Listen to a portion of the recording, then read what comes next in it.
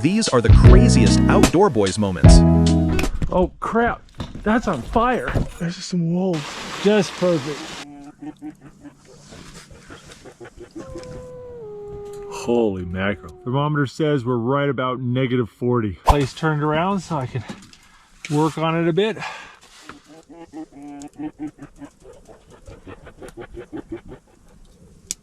You hear that?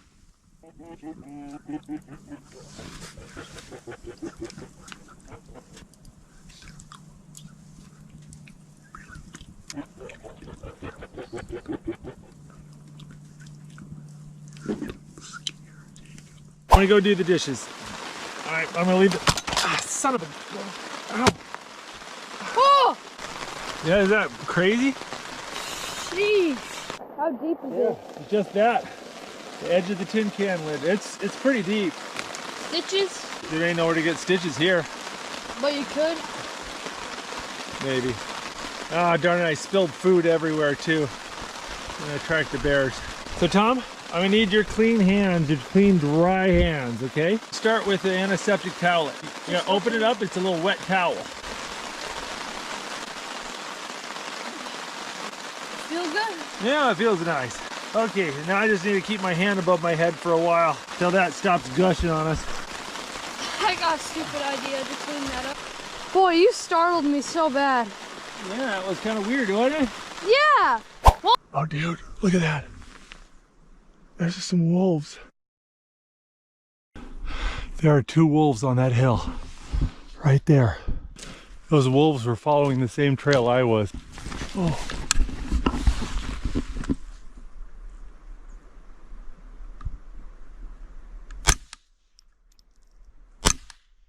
That seemed to scare off that wolf. Those wolves were not afraid of me. If I had a real gun, I could have shot those 3 wolves.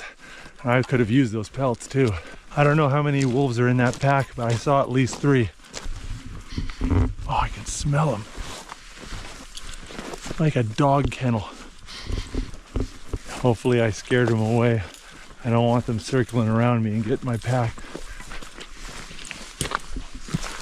I can smell the wolves again. Wolves have a very interesting way of hunting. They're very good at long distance endurance. So they'll just follow a herd and trot behind it and push the herd until the weak and the sick and the young can't keep up. And then they get them. Oh, my lips are getting numb. It's hard to talk. The tarp's so frozen and crinkled, it's too small to fit in all the grommets. I'm having to yank on it for all I'm worth to get it to stretch and go where it's supposed to go. Up here, the very top of the tent, it's 98 degrees. The heat from the stove rises and collects at the top of the tent, so there's real extreme temperature differences in here. My head's kind of sweaty, but my feet are kind of numb. Let's put the thermometer down here and I'll show you the difference. So check it out, here on the floor, it's right around freezing at 32 degrees. I have another thermometer here on the bed, and you can see that this one's at 60 degrees. So that makes a huge difference in temperature, just being off the floor a little bit. Thermometer says we're right about -40. It is cold out here, guys, and it's only gonna get colder tonight. Oh my goodness, I went outside for just a few minutes without my balaclava on, and my ears hurt so bad. Oh, it happened so quick. It's a 138 degree difference between outside and inside. Bed sure is a big improvement. Holy mackerel. Can you hear that? That's a whole pack of wolves. There's 2 over there. There's a couple over there. And they were a lot closer than they were last night. Huh. There was a moose and a calf on the trail down that way earlier today. I wonder if they're hunting that calf. Well, I think that's a sign that I need to get everything ready for the night. Sun's gonna set real quick here. But I think we're gonna be nice and safe. Wolves or no wolves. That's about as sturdy of a shelter as I've slept in a little while, so I think we'll be all right. We got some pretty serious breakers here. But if I flip over in this, I'm gonna go hypothermic immediately. I mean, there's literally ice washing up on the beach. This water is so cold, it hurts to put your hand in it. But I've been sitting here for a few minutes and I haven't seen any breakers off to the left, so I think that's the trick. Holy crap.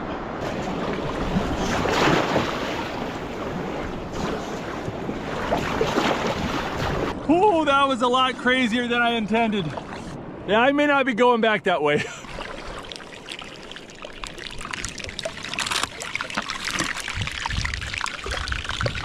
Oh, this iceberg's making crazy noises. It sounds like it's being deep fried. The ocean water is about 40-45 degrees, and so it's substantially warmer than the ice. Oh, that is cool. Dang, some of those waves are popping up 6 feet tall. I'm just gonna portage the kayak over this little spit of land over here. That way I can avoid all that craziness over there.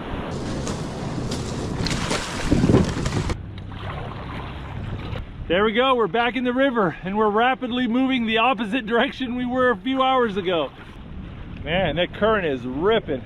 If I were to stay on this river, it would take me to a lake full of icebergs and an enormous glacier that's calving into the lake. I really want to go see that, but that'll have to wait for tomorrow.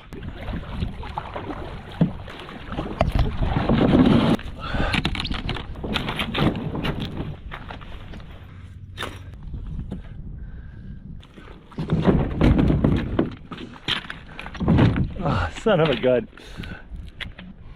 Well, that wasn't great. There we go, we caught dinner and survived to tell the tale. Oh, all right, let's get warm. I'm starting to regret my idea. Oh.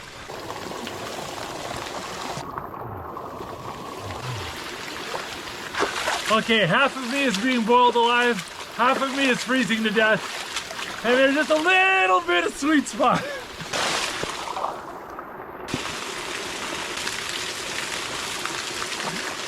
Ah, okay. Oh, I think I've got the temperature dialed in pretty good. That hot water pipe is just a touch too hot, so I got a little bit of that warm waterfall coming in, mixing with it. Just perfect. Between the hiking and the canoeing, I'm a little bit sore. This is nice. Oh.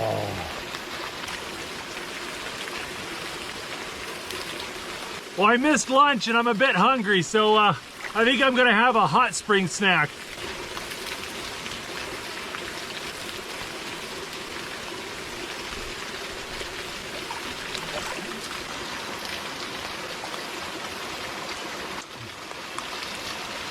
So good.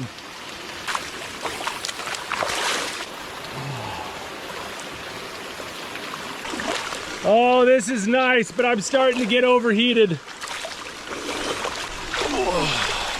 Whew. Oh, a little lightheaded getting out of that hot water.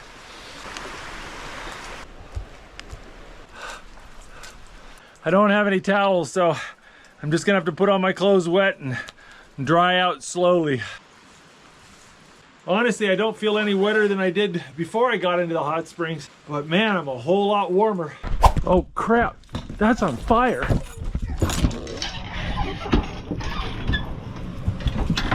Oh, bring the fire extinguisher. Get it now!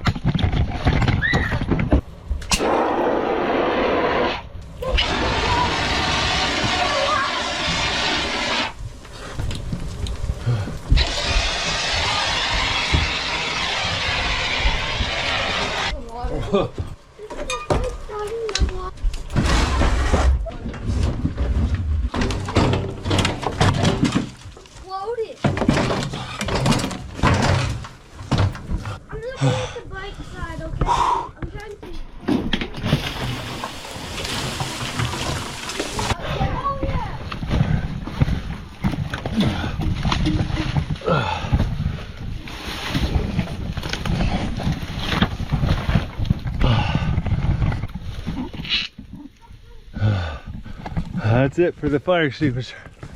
No, it's fine. Every time we come to the cabin, something bad happens. Every time we stay overnight. Good job getting the fire extinguisher, Tom.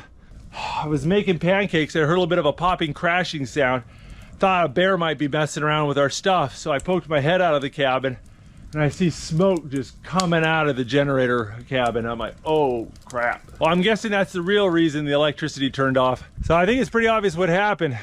The previous owners had scooted the generator up against the wall so that the exhaust would blow out of a hole in the wall. The exhaust overheated the wood, caught it on fire, that caught the generator on fire, and that fire had been burning in there for probably 15 minutes before I came out here and noticed.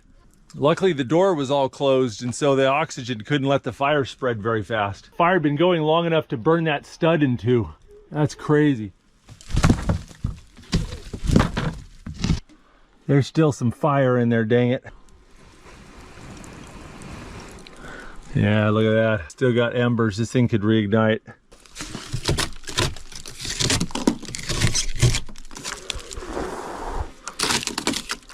Yeah, that's a hot mess. No pun intended. So now we just got to find a good spot to cross and to camp.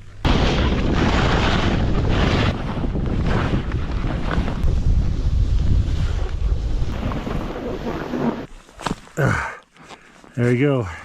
Now I've got cross-country skis.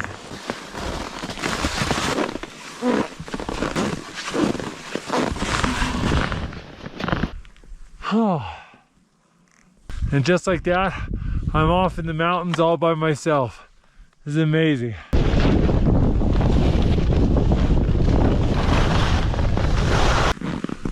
Oh, look at this. I think this might be where I need to set up camp. All right, got the tent up and the sun's just barely disappearing over the mountains. Once that sun goes down, it is gonna get really cold. I know it's supposed to be -5 down at the base of the mountain, so I have no clue how cold it's gonna get up here at 11,500 feet. Man, that sun disappeared behind that mountain so fast. Oh my goodness, it is getting cold so quick. Snow melted. So check out, the water's boiling at 195 degrees. Now normally water boils at 212 degrees Fahrenheit. Because we're so high above sea level, the air pressure is lower and the water boils at a lower temperature. There's a little physics there for you. Guys, it is no joke cold right now. And it says it's -17 on this mountain right now. This is gonna be a no joke freezing camp out. Check it out right there in that ice field. That's a crashed Air Force bomber. That's where we're headed. Oh. See right here, this is ice. I step on this, all the way down to the bottom. If I get some momentum, I am just not gonna stop.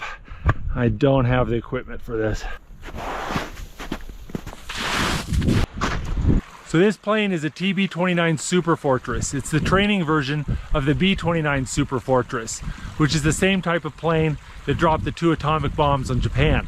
This crash happened in 1957. The plane had 10 crew members and was coming back from a training mission and got off course and lost in some bad weather and struck this mountain. One of the 4 survivors was able to get his wounded comrades wrapped up in parachutes and things and keep them warm until help could arrive. It's been pretty sobering but pretty cool to see this wreckage, and I'm glad I made it here and put in the effort. But it was quite the effort. I've been hiking for 7.5 hours and it's a lot later than I thought it was going to be.